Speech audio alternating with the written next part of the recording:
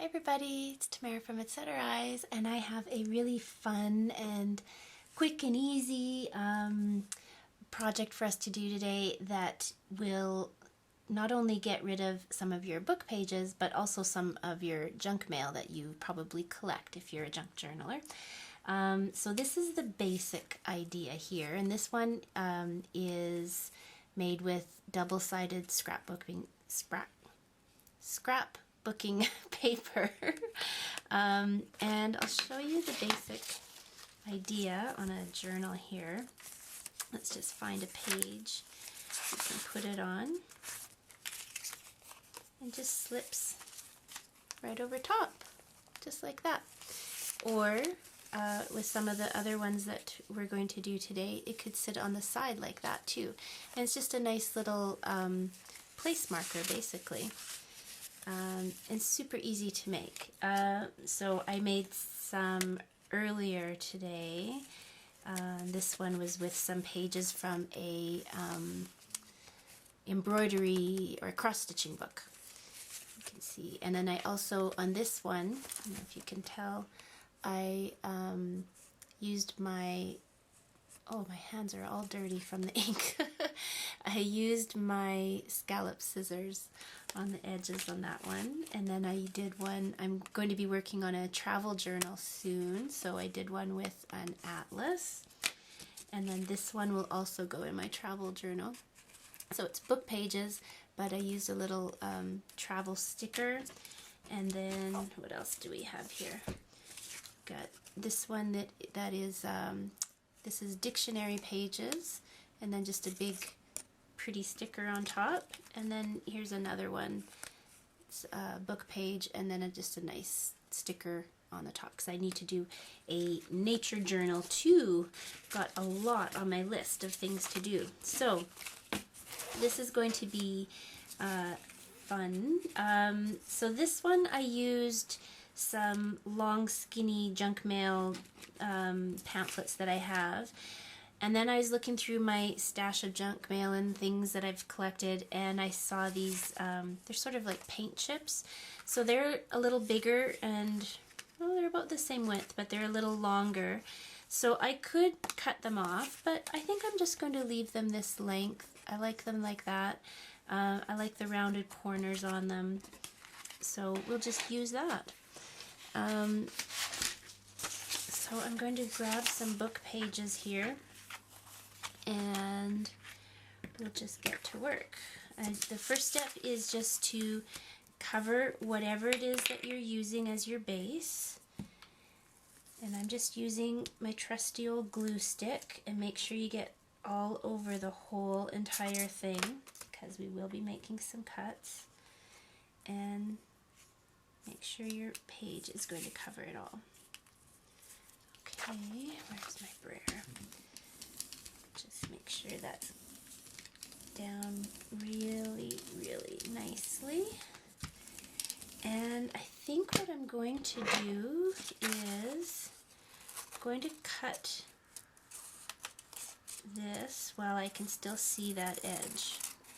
I'm going to cut all the way around the edge. I feel like I could probably rip this paper easily, but I'm going to cut it just to be on the safe side. I'll just get that nice rounded corner. I broke my corner rounder on a previous project, if you saw that one. So it's nice to have my corners already rounded for me. So that was one side, and now we're going to do the back side as well. And again, cover it nice and generously with all that glue. Now let's see here. Oh, both sides look like they're just fine. So we'll get that on there. Make sure it's somewhat straight. There we go. Get it down. Alright, and then once again, just cut off the extra.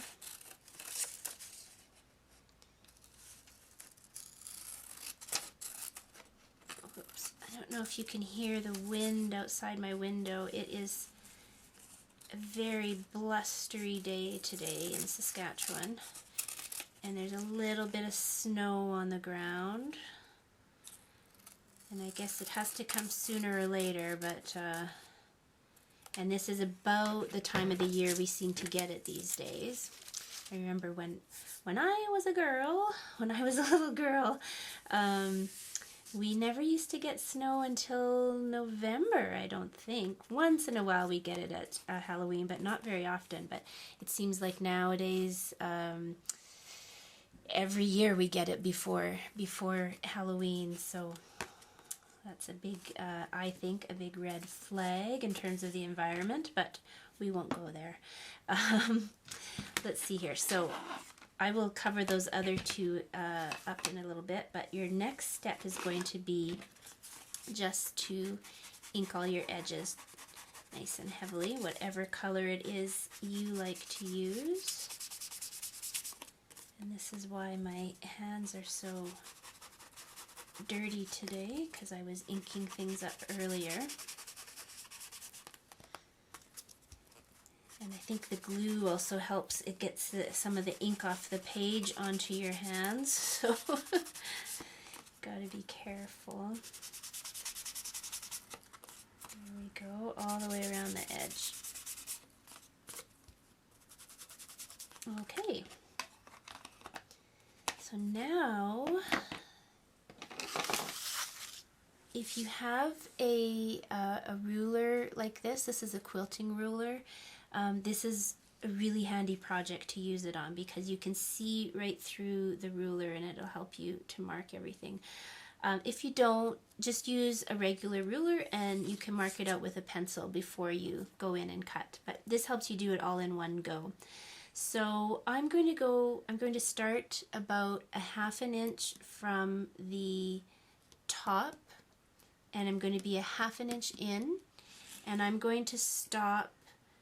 I think on this one I'm going to stop about an inch from the bottom. Yeah, and now if you haven't let your glue sit for a little while, be very careful and go very slowly, otherwise you will tear your paper.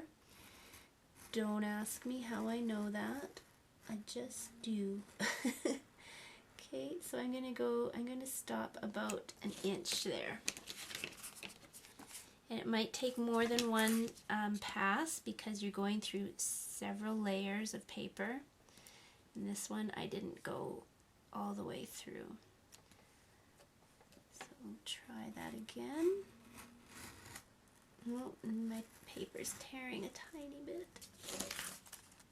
There we go. And you might need to just run your knife through where you've cut. It might just be a couple of spots where it's sticking, and that could be just because of all that glue. There we go. And make sure that goes all the way up there. There. It's a little rough, but I will fix that. Okay, so then we got to do the other side, and again we'll go about a ½ inch from the top, which is now my bottom at the moment because I flipped it, and an inch on that end. And instead of moving it, I'll go twice right now just to be on the safe side. That feels a lot better. Oh, that's a much nicer cut. And then you just go across the bottom and get the two bottom pieces to meet. And again, go really slowly, because when you're cutting it with this along the grain line, you have a greater risk of tearing that paper that you've glued down. You might need to do a little nudging on that corner there.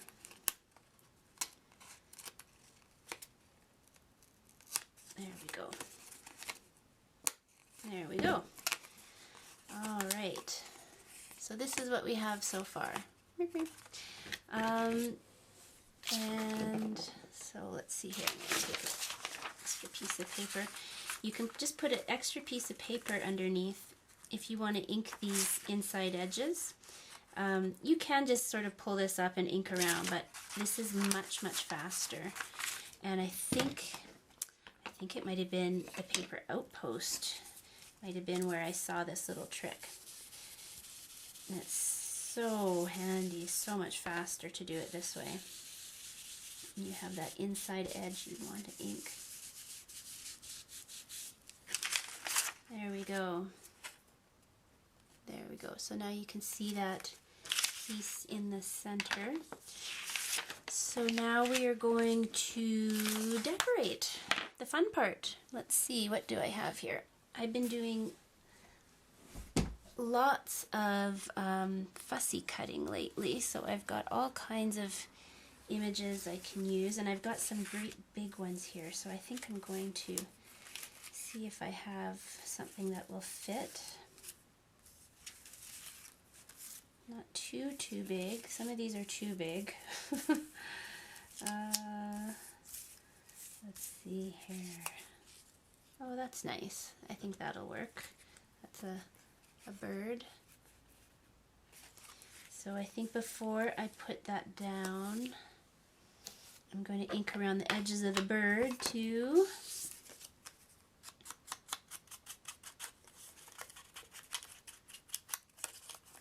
Do you guys find yourselves doing this, inking everything you cut? I'm not really sure why we do that, but we do. Okay. There we go. Cute little bird singing away. And okay, I'm just going to glue this down, but I feel like it needs something else. Let's see here. Put that down. And see if I have some washi tape that will do the trick.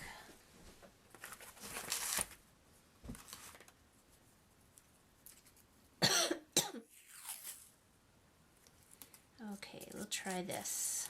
We'll try this little piece here. And I like to put a little glue on the back of my washi tape because I find that it lifts after a while. So we'll just stick that down here. Just for something little extra.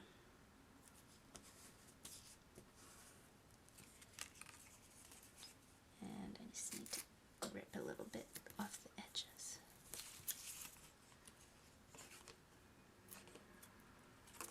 There we go. Okay, so let's see how this one will look in our journal.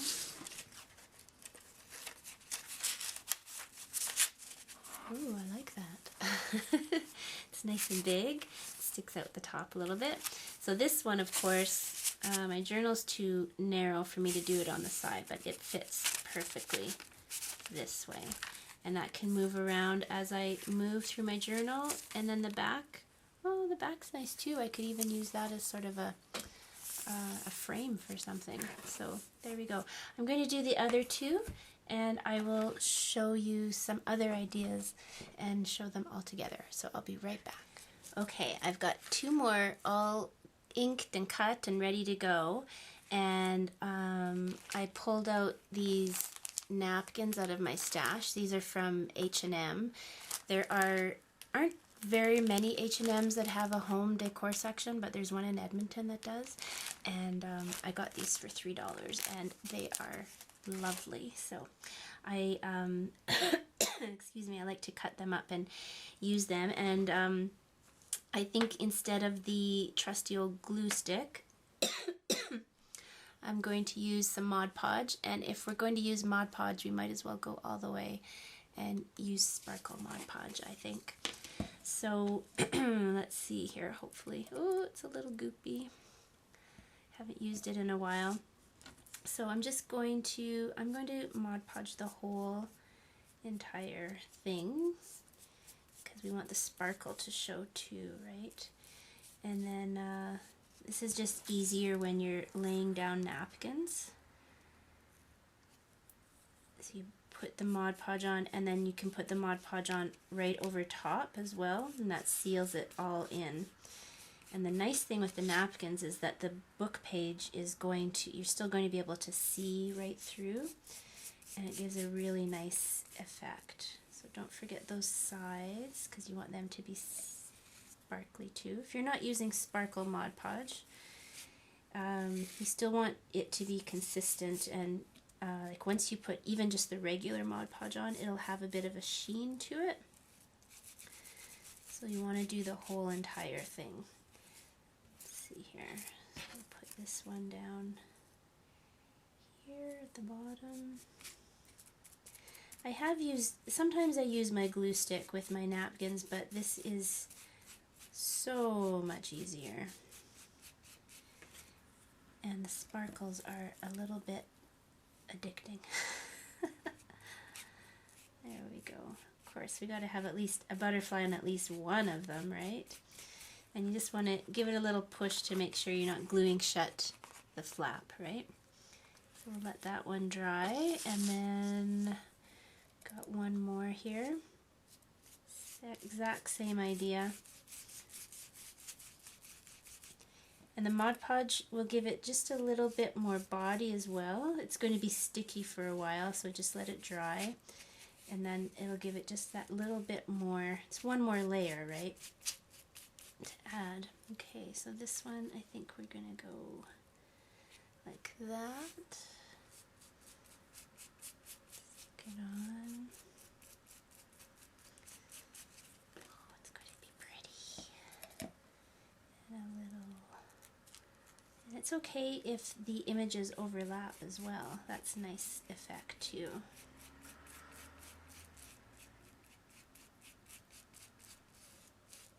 Okay. Ooh, I can already see the sparkle. I don't know if you'll be able to see it yet.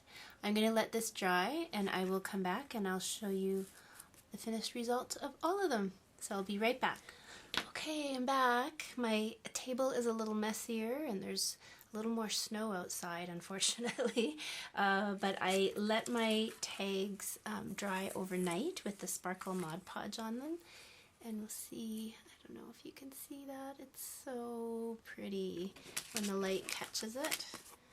There's the other one. And then I'll show you in a journal. Let's just find a page, any page. It will look something like this in your journal, and it'll sort of stick out the top a little bit. And there you go. So that's it, easy peasy. Thanks everybody for joining me, and I hope this gives you some good ideas of some ways to use up your book pages and your scraps and that type of thing. And have a really great day. Thanks very much. Bye-bye.